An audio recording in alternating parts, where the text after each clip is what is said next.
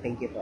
Hi, good morning. Good morning, Dr. Uy, Doc Odi. Good morning po sa inyo lahat. Nandito ako sa JP Rizal dahil nung November 1, pinasimulan na po nating i-implement yung Doc, di ba? Yung 200 pesos na pagkain ng mga pasyente at umiikot ako to make sure na nai-implement ng bawat ospital. Good morning po. Kumusta kayo? Okay naman? Ayos?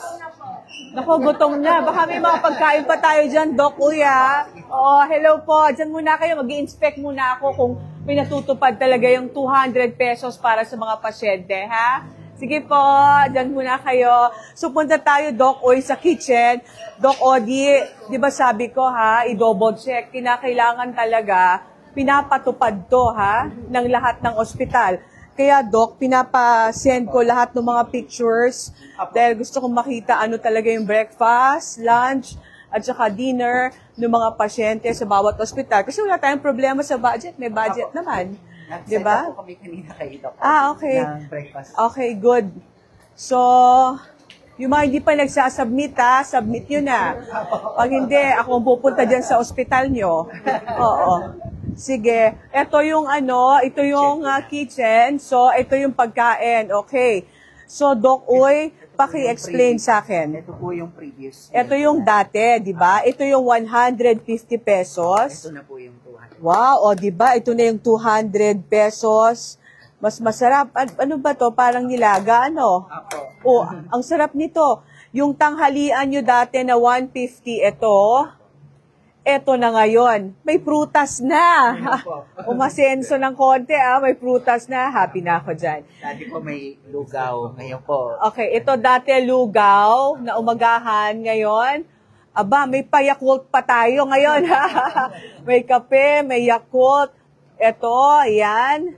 Tapos ibig sabihin nito, Doc, depende, di ba? Of course, kino-consider din nila, Doc, dito yung restrictions, Yes, po. Depende sa kalagayan ng pasyente, ina-adjust na lang. Naaliw ako dito, pareho sila may kape nung breakfast. Ayan, pareho sila may kape. Ngayon, may Yakult na. Kita mo nga naman yan. Ang mahalaga sa akin, may prutas. Okay. Okay, yan ang importante. Yan, mga ganyang Tapos, uy, balita ko daw dati, walang tubig. Dati kinakain daw ng mga tao, di ba? Wala kanya-kanyang dalang tubig. In fairness, may libre ng tubig. Okay, yung mga, gusto mag-sponsor, gusto magpadalang tubig, okay po, thank you po sa inyo, Buchanan. Pero don't worry, may budget naman tayo sa tubig, bibiro lang po ako. Pero ang mahalaga, pati tubig hindi nila dadalhin dahil may tubig na po nakasama ang mga pagkain. Sobrang happy. Masayang pa-birthday to sa akin, Doc, no? Kasi gustong... Oo, thank you. Diyos ko, 18 years old na ako sa November 7. Debutant na po ako. Happy ako dahil gusto ko bago yung birthday ko sa November 7, ang celebration ng pasyente, masarap din yung pagkain nila. Okay? So, happy ako dito sa JP Rizal. Yung mga ibang ospital, ha, tingnan ko. Nakita ko na iba nag-submit na, yung hindi pa mag-submit kayo. Tapos, punta tayo. Siyempre, gusto ko malaman talaga sa mga pasyente kung ito talaga yung pinapakain sa kanila, ha. Dapat hindi lang tuwing pumupunta ko, kundi sa bawat araw talaga ipatutupad ito, no, Doc? May menu naman sila mga isasubmit nila. Di ba, Doc? Isasubmit niyo sa akin yung menu. Apo. Nag-submit na. Nag-meeting na kayo, di ba? Yung mga dietitians. Okay. Nutritionist 1 month. Submit niyo sa akin, Jervy. Tingnan ko. Thank you po, nayakap ko po kayo. Welcome po. Hello po, nayakap po na si Aragones. Welcome po. Welcome po. Welcome. Okay. So, pupunta tayo dun sa isang ward, Doc, para i-check natin yung mga kinakain ng mga pasyente, Doc. Excited na ako. Malapit na natin itayo yung natin dito. Yung building. Emergency room. Emergency room, tapos ward, tapos yung basement doon, pwede mo lagyan ng mga mo, di ba? Mga oxygen tank mo, pwede nating lagyan yon. So, okay. Gano'n nakatagal tong building na to? Medyo matagal na rin po. Ano pa po ito eh, parang dinonate po. Dinonate pa ito. O sige. Okay laban tayo, lakad lang. Mas madali po pag ramp. Nga, dire-diretso. Hindi, okay nga yun. Yeah. Saka medyo presko po. Tama, okay naman. Okay, sige. Tingnan natin yung mga kinakain dahil gusto ko marinig talaga yon sa mga pasyente. Paalalayan si Franz, saan po? Isa pa? Okay. Sa mga oras mong ito ay naka-apat na palapag na ho kami. Mukhang tatlong palapag pa. Okay. Hello po, yung mga pasyente. Kumusta ang ventilation? Okay naman. Hello! Okay naman yung ventilation natin. Apo, malamig naman. Yan, paalala yan. At ano sila. So, Doc, basta yung restrictions, very important. Alam niyo naman yun, of course. Kayo yung expert dyan. Apo, Sa mga pasyente. Mga low salt, low fat, yung mga high blood po. Oo. Nire-regulate naman. Oo, tsaka yung prutas. Importante talaga yung prutas. Okay. Hi! Estudyante po. Hi! Intern po. Mga intern. Good morning. Okay, nasa na yung ating mga pasyente? Okay. Ayan. Okay. Pastor dyan po. Hi! Ayan na, siniserve na yung pagkain. Okay. Yan. Hello po. Good morning. Nagpaalam naman tayo sa pasyente, no, with your permission. Uy, maganda lagayan. At nagustuhan ko may takip. Apo. Yan po Oh. yung lahat po ng binibigay ko lang. Ang ganda, may takip. Hi, bunso. Yun. Ayan. Nanay. Yan na yung pagkain nyo. Hello po.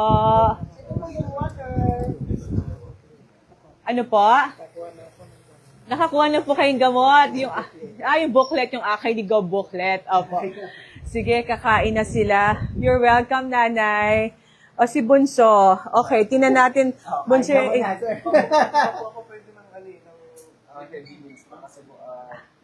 so, mamaya-maya ka pa. Or kapag okay na.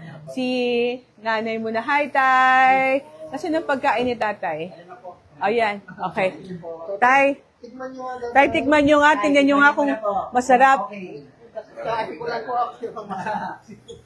Tay, kasi di ba mula sa 150 pesos, sabi ko gawin na nilang 200 pesos ang mga kinakain ng pasyente para masarap. Diba? So ito na po yung bagong pagkain. Tingnan nyo nga kung totoo bang sidarapan ng mga to. Ay, naka-live din si tatay. Ay, wala ba kutsara, tinidor si tatay? Okay lang po kasi nakakain po. Okay. Opo, sige po. Yan, tayo, meron kang prutas. Tayo, pwede nyo bang tikman yung gulay? Masarap ba yan? Ano may lasa po? Pwede naman. Oh. Anong luto tong chicken na to? Adobo. Ano po? Chicken strip. May pa chicken strip sila. Okay. Masarap tayo? Pasado. Okay. Wag. Okay. So, tayo pasado? Okay po. Okay. So, tayo, ano pong pakiramdam nyo ngayon na mas, inaasan na natin yung halaga ng mga pagkain para mas masarap, mas masustansya kumpara dati? Mas mabuti po pagka ayos po, Mike. Naka-live si tatay. O, tay, pagaling ka, ha? Pagaling po kayo, tay, pagaling. Si nanay. Nay, ano pong masasabi? Ay, okay lang ba siya magsalita? Kaya? Okay lang po. Opo. Nay, ano masasabi nyo na ngayon yung presyo ng natin, ng pagkain? Ginawa natin 200, dati 150, para mas masarap, masustansya para sa pasyente. Happy tayo, Nay, ha? Sige, natuwa ako si Nanay pala nakakuha na ng Akay-Ligaw booklet. Maintenance. Nay, saan po kayo? Saan bayan kayo? Sa San Juan? Sa Calamba. Dito pala, sa Calamba. Opo. So, yung gamot po na yon monthly, pwede kayong kumuha. Ay, ito pala. Galing po yan sa butika, sa Akay ni Gob. Ay, bongga. Opo. So, ano po yan? Natawa siya. So, ano po siya, every month, ano po, at tuloy-tuloy habang nandito po ako, tuloy-tuloy po yung pagbibigay natin ng tulong. Ano po? You're welcome. Also, Doc Odi, Doc Peter, happy na po ako. O, tayo kain lang saging ha. May baon pala sila. Okay. O, nag-aaral siya. Ano year mo natutoy? First year college. First year college. Ano nangyari sa'yo? Appendicitis. Appendicitis. So, ilang araw siya dito? Mga 2 na. 2 na. O, sige, pagaling ka para makapasok ka na. At least nag-aaral pa siya habang nandito. Doc Peter, Doc Odi, okay na ako, happy na ako. Dahil ang gusto ko lang talaga, ipinatutupad ko anong pinag-usapan natin. Dahil no November 1 po ang sabi natin, starting November 1, lahat ng mga ospital, linawin ko po ang mga ospital sa ilalim ng probinsya, 9 po yan.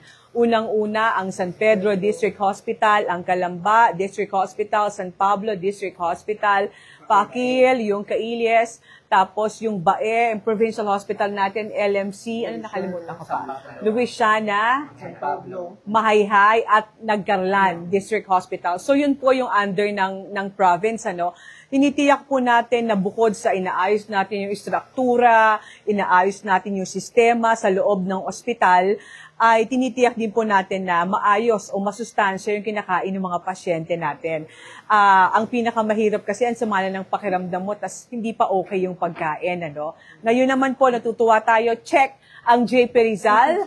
Okay, check, very good. Tuloy-tuloy lang to, tuloy-tuloy lang. And I'm sure marami na rin nagsimula na mga iba nating ospital. And thank you rin sa mga nutritionist natin, dietitians, kasi po nag-submit na sila ng pang 1 month na menu. Kasi check ko po yung pasensya na kayo, pakialamera talaga ako. Dahil ayoko na nag-uusap lang tayo sa papel. Ang gusto ko, nag-uusap tayo, ini-implement, ginagawa talaga, nararamdaman ng mga tao yung para sa kanila. Dahil lagi kong sinasabi, buwis ng mamamayan to, hindi naman nila utang na loob sa akin to. Hinalal nila akong governor na dapat tiyakin ko lang na ang buwis nila ay pinapakinabangan ng bawat mamamayan. O paano, dyan na kayo, gutom na rin ako, uwi na ako. Punta na akong Kapitolyo. Thank you, thank you, thank you, thank you. Ingat po kayo, pagaling po kayo lahat ha. Thank you, Jervy.